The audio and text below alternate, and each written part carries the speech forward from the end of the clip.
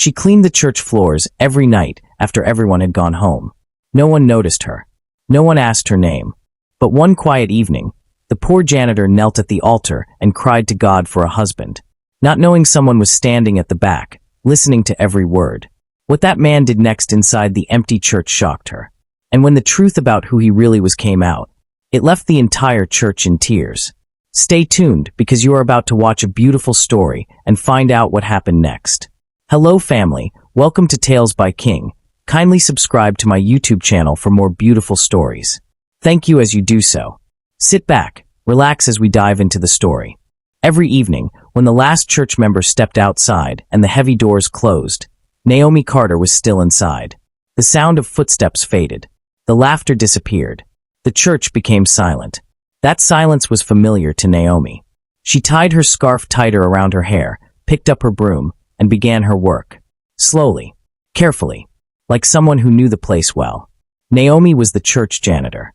She cleaned the house of God every day, yet few people ever looked at her face. Most people walked past her without greeting. Some stepped around her mop, as if she was part of the floor. To them, she was invisible. She swept the long aisle gently, listening to the soft sound of the broom brushing the floor. The wooden benches were polished until they shone. She wiped the altar steps with care, kneeling as she scrubbed, whispering quiet prayers as she worked. She did not rush. This church was the only place where her heart felt safe. Naomi was 35 years old. She lived alone in a small room not far from the church. No husband, no children, no family nearby. Just silence at night and questions in her heart. When she was younger, she had dreams. She once imagined wearing a white dress. She imagined a man holding her hands. She imagined laughter filling her home. But life had been hard. She lost her parents early. She worked many small jobs. Cleaning became the only work she could keep. Years passed quickly, and the whispers started. She's too old now. She's just a cleaner. Who would want her? Those words hurt more than hunger. Sometimes, after church services, Naomi overheard women talking about their husbands and children. She smiled politely, but when she got home, she cried quietly into her pillow so no one would hear. That evening felt heavier than usual. Her body was tired, but her heart was more tired. After finishing her work, Naomi stood alone in the middle of the church. The lights above the altar were still on, casting a soft glow across the room. The floor shone. Everything was clean. Yet her heart felt empty. She looked around slowly. No one was there. Her hands began to shake. Naomi took a few careful steps toward the altar. Each step felt like she was walking with years of pain on her back. She reached the front and stopped, staring at the altar she cleaned every day. Her lips trembled. She tried to speak, but nothing came out. So she did the only thing her heart knew how to do. Naomi lowered herself to the floor. She knelt. Her knees touched the cold ground, but she did not care. She bowed her head, pressing her palms together tightly, as if holding her broken heart in her hands. For a moment, she stayed silent. Then her breath caught. Tears filled her eyes. The first tear fell slowly, dropping onto the clean floor she had just scrubbed. Naomi did not know it yet. But this quiet moment, this lonely kneeling at the altar, was the beginning of a story that would change her life forever. Naomi stayed on her knees, breathing slowly, as if she was trying to stop her heart from breaking in front of God. But the tears kept coming. One tear became many. Her shoulders trembled. She pressed her hands harder together, not because it would fix anything, but because she needed something to hold. The church was quiet, so quiet that she could hear the soft sound of her own crying. She looked up at the altar light, and her lips finally moved. "God," she whispered. Her voice was thin and shaking, like a candle trying not to go out. "God, it's me. Naomi." She swallowed, struggling to breathe through the tightness in her throat. "I know you know my name," she continued, "even when people don't." That sentence alone made her cry harder, because it was the truth of her life. Naomi wiped her cheeks with the back of her hand, but the tears came again. "I cleaned your house today," she said softly. "I swept the floor.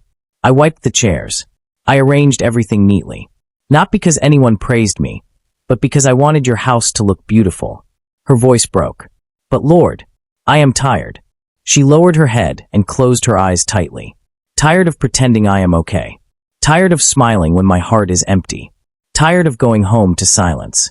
Naomi breathed out slowly, and her hands loosened on the altar edge as if she had finally decided to stop acting strong.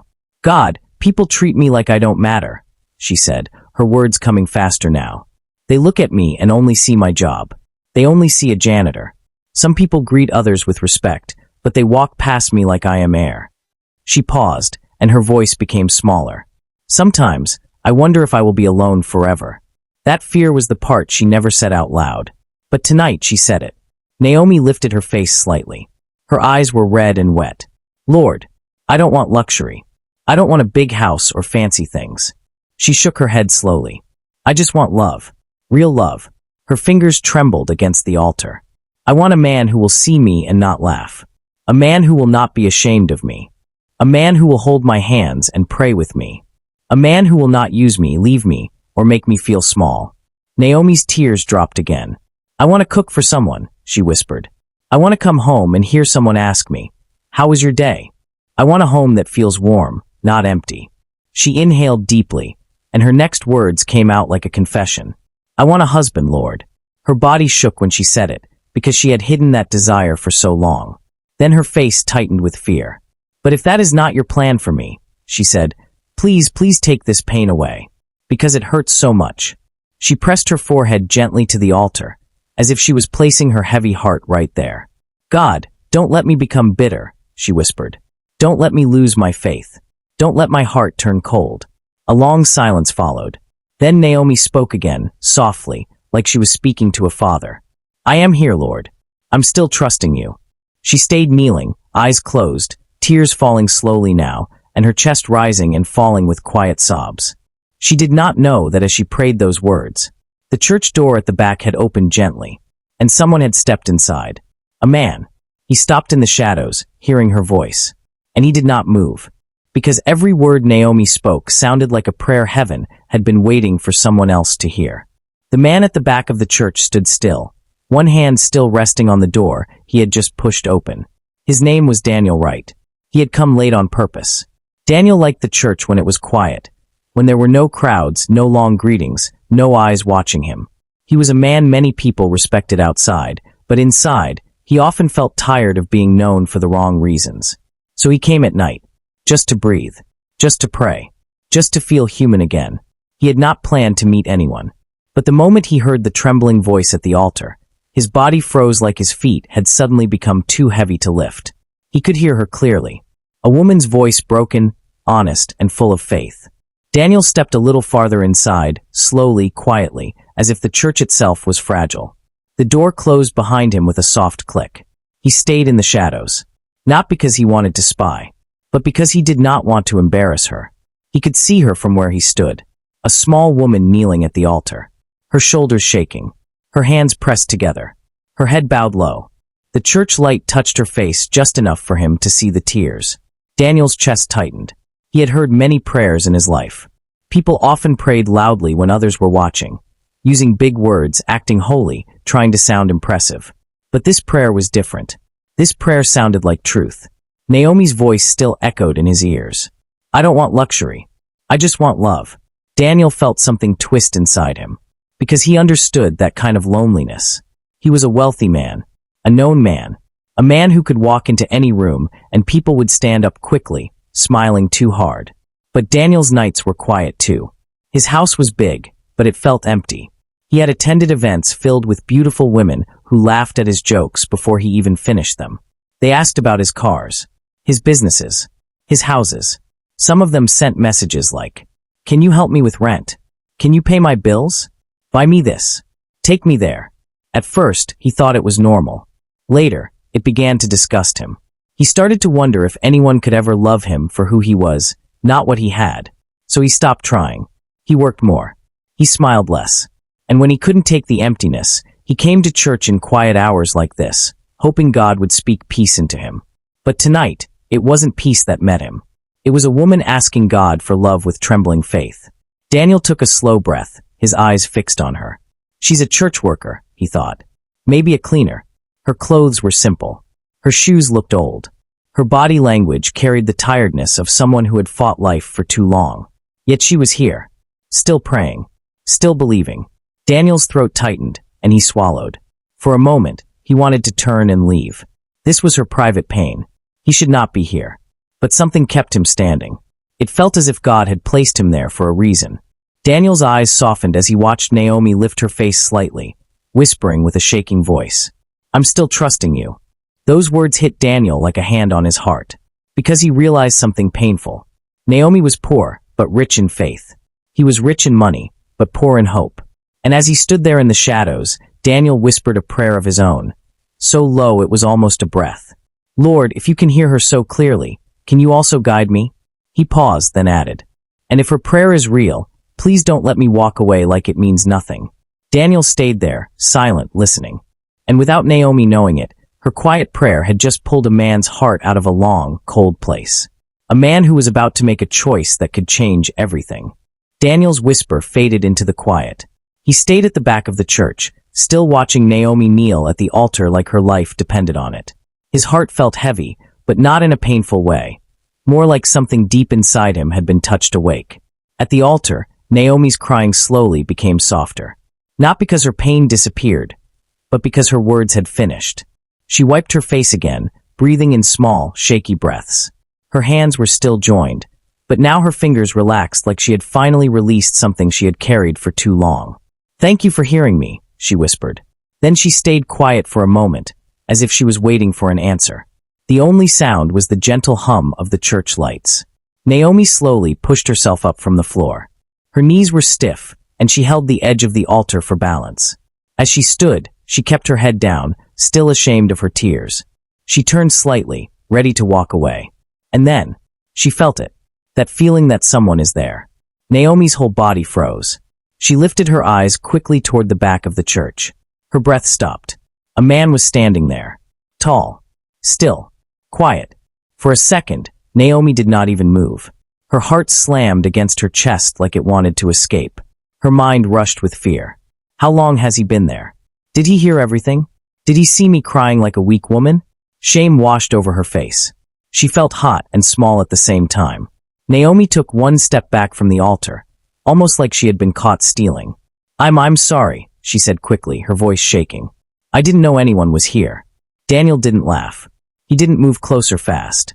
He didn't look at her the way people looked at her when they wanted to mock or judge. He only lifted his hands slightly, calm and gentle, like someone trying to stop a frightened bird from flying away. "Please," he said softly. "Don't be scared." Naomi's eyes stayed wide. Her fingers trembled as she wiped her wet cheeks again, trying to hide the evidence of her crying. "You heard me," she whispered. It wasn't a question. Daniel nodded once. "Yes, I did." Naomi's chest tightened. She looked down quickly, unable to meet his eyes. "I didn't mean to," she began, but she didn't even know what she was trying to say. That she didn't mean to cry. That she didn't mean to pray out loud. That she didn't mean to look desperate. Her voice broke and stopped. She pressed her lips together, fighting another wave of tears. Daniel took a slow step forward, then stopped again, keeping a respectful distance. "I didn't come to invade your moment," he said. "I came to pray too." Naomi's throat moved as she swallowed. "And then I heard you," Daniel continued, "and I couldn't leave." Naomi squeezed her hands together, almost angry at herself. "People always hear me and laugh," she whispered, "even in small ways. Even with their eyes." Daniel shook his head gently. "I'm not here to laugh," he said. "I'm here because your prayer was real." Naomi finally looked up. Daniel's face did not look proud. It did not look cruel. His eyes looked serious but soft, as if he understood pain too. Naomi's voice came out small and tired. "I'm just a janitor," she said. "I clean this place. That's all." Daniel's eyebrows lifted slightly, like those words hurt him. "Don't say that," he replied. Naomi blinked, confused. Daniel continued, "You call yourself just a janitor. But you were kneeling at this altar with more faith than many people who wear fine clothes." Naomi stared at him, speechless. No one had ever spoken to her like that. Daniel breathed out slowly and looked toward the altar, then back at Naomi. "I don't know why God made me walk in tonight," he said quietly. "But when I heard you, I felt like I was supposed to." Naomi's eyes filled again. "I don't even know you," she whispered. Daniel nodded. "That's true." Then he did something that made Naomi's heart jump again. He took another small step forward and spoke carefully, like every word mattered. "My name is Daniel," he said. "Daniel Wright." Naomi's lips trembled. Naomi, she replied in a whisper, still unsure if she should be talking. Daniel repeated it softly, like he was tasting the name for the first time. Naomi. Naomi's hands tightened around the keys in her pocket. Her fear was still there, but something else was there too. A strange warmth. A feeling she hadn't felt in a long time. Being seen. Daniel looked at her and spoke again, his voice low and honest. I've been lonely too, he admitted. Naomi's eyes widened. Daniel gave a small, sad smile. Not because I'm alone in a room, he said, but because I'm surrounded by people who don't truly see me. Naomi's heart pounded. She didn't know what to say. So she said the truth. I don't understand, she whispered. Daniel's gaze held hers, steady and respectful. You asked God for something simple, he said. Love. A home. A partner. He paused. And it made me remember what I've been asking God for too. Naomi stood frozen, tears shining on her cheeks. Then Daniel surprised her completely. He lowered himself. Slowly. Carefully. And he knelt right there on the church floor. Not at the altar, but near her, so she wouldn't feel alone. Naomi gasped softly, stepping back in shock. Sir, please, she stammered. You don't have to. Daniel looked up at her, still kneeling. His eyes shone with a deep seriousness. I'm not kneeling because I have to, he said gently. I'm kneeling because I want you to understand something. Naomi's breath shook. Daniel continued, voice calm. A woman who prays like you did is not a woman to mock. He paused, then said the words slowly, words that made Naomi's knees feel weak. I don't know your whole story yet, Naomi. But I would like to. Naomi's tears fell again, but now they were mixed with shock and hope. Daniel was still kneeling, still looking up at her like she mattered. And Naomi realized something that made her chest feel tight. This was the first time in years a man had looked at her without judgment. And she could feel it, deep in her spirit. This night was not going to end the way it started. Please, she whispered again, her voice shaking. You don't have to do this. Daniel slowly stood up, careful not to frighten her. He kept a respectful distance, his hands open at his sides. I know I don't have to, he said gently. But I want to. Naomi shook her head in confusion. Tears streamed down her face, but she did not wipe them away this time. I'm not special, she said. I clean floors. I live alone. I don't have anything to offer. Daniel looked at her steadily. You have something many people don't, he replied. A pure heart. Real faith. Courage to speak honestly to God. Naomi's lips trembled. You heard me ask for a husband, she said softly, almost ashamed. I felt foolish the moment I stood up. Daniel shook his head again. There was nothing foolish about that prayer, he said. It was brave. Silence filled the church again, but this time it felt warm, not empty. Naomi slowly sat down on the front bench because her legs could no longer carry her. Daniel followed, sitting a short distance away. Not too close, not too far. They sat there quietly for a moment. Then Naomi spoke. I've prayed like that many times, she said. But nothing ever happened. Daniel turned slightly toward her. Sometimes, he said, answers don't come when we expect them. And sometimes, they come in a form we never imagined. Naomi looked at him carefully. You're not like me, she said. I can tell. Daniel smiled softly. You're right, he said. My life looks very different from yours. He paused, then added honestly. But my heart has been just as lonely. Naomi listened as Daniel spoke quietly about his life, about success that felt empty, about people who stayed only because of what he could give, about nights spent in big rooms that felt cold. For the first time, Naomi did not feel small listening to a man. She felt equal. When Daniel finished, Naomi took a slow breath. I don't know what God is doing tonight, she said truthfully. But I feel lighter. Daniel nodded. So do I. The church clock ticked softly in the background. It's late, Naomi said suddenly, remembering herself. I still need to lock up. Daniel stood. Let me walk you out. They moved toward the doors together. Naomi turned off the lights one by one, just like she always did. But tonight, the church did not feel empty. Outside, the night air was cool and calm. When they reached the parking area, Naomi noticed Daniel's car. It was expensive. Her steps slowed. Her heart tightened again. Daniel noticed and stopped. I know what you're thinking, he said gently. Naomi looked down. I don't belong in your world.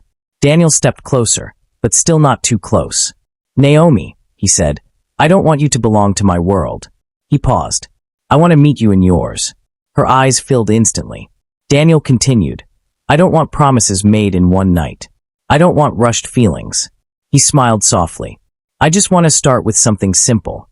Naomi looked up. What? She asked. Coffee, Daniel said. Tomorrow. As two people getting to know each other. Naomi laughed through tears. Coffee. Something so small, yet so meaningful. She nodded slowly. Okay. Daniel smiled, not wide, not proud, just grateful. As Naomi locked the church doors and walked home that night, her heart felt different. Not because all her problems were solved. Not because her life suddenly became perfect. But because she understood something deep and true. God had heard her prayer. And instead of answering with noise or miracles in the sky, he answered quietly, with a man who listened. A man who respected her. A man who saw her worth before knowing her story. Naomi looked up at the night sky and whispered, "Thank you." And for the first time in many years, she walked home smiling. Not because she was no longer alone, but because hope was finally walking beside her. The next morning, Naomi woke up before her alarm. She lay on her small bed, staring at the ceiling, wondering if the night before had been real or just a beautiful dream. But her heart felt different. Calmer. Lighter. Hopeful. She got dressed carefully for work, choosing her cleanest simple dress. As she walked to the church, her mind replayed Daniel's gentle voice, his respectful distance, his promise of coffee. Later that day, when Naomi finished cleaning, she saw him. Daniel was waiting outside the church gate. Not in a loud way. Not drawing attention. Just standing there patiently. When he saw her, he smiled, not the proud smile of a rich man, but the warm smile of someone truly happy. From that day on, they began to meet often. Sometimes it was coffee. Sometimes it was a quiet walk. Sometimes it was sitting inside the church after hours, talking softly. Daniel never rushed her. He listened to her stories, about her childhood, her struggles, her lonely nights. Naomi listened too, about his business life, his disappointments, his fear of being loved only for money. Slowly, they grew close. They prayed together. They laughed together. They learned each other's fears and hopes. Daniel admired Naomi's kindness and faith. Naomi admired Daniel's humility and patience. One evening, months later, Daniel asked Naomi to meet him at the church. The same church. The same altar. Naomi walked in and stopped. The altar was decorated with simple white flowers. Soft light filled the room. Her heart began to beat fast. Daniel stood near the altar, dressed neatly, holding a small box in his hands. Naomi's eyes filled with tears before he even spoke. Daniel walked toward her and knelt. Right there. At the place where she once cried alone. Naomi, he said softly. The night I heard your prayer, God answered 2 hearts at once. He opened the box. Inside was a simple, beautiful ring. I don't want a perfect wife, Daniel continued. I want a woman who prays, who loves deeply, who walks with me in truth. His voice shook slightly. Will you marry me? Naomi covered her mouth as tears flowed freely. She nodded again and again. Yes, she whispered. Yes, I will. They cried. They laughed. They prayed together at the altar. Months later, the church was full. People whispered in surprise. Isn't she the janitor? Yes, and she's the bride. Naomi walked down the aisle in a simple white dress, glowing with peace. Daniel stood waiting, his eyes filled with love and pride. When they said their vows, the pastor smiled and said, God hears quiet prayers. After the wedding, Naomi no longer cleaned the church floors, but she never forgot where she came from. She still served. She still prayed. She still believed. And every time she stood beside her husband, she remembered one truth. When you kneel before God with a sincere heart, He can lift you in ways you never imagined. That brings us to the end of this video. I hope you find this story worth watching. If you do, kindly subscribe to my YouTube channel for more beautiful stories, like, comment, and share this video to your friends and loved ones. Your support and engagement encourage me to post more videos. Thanks for watching.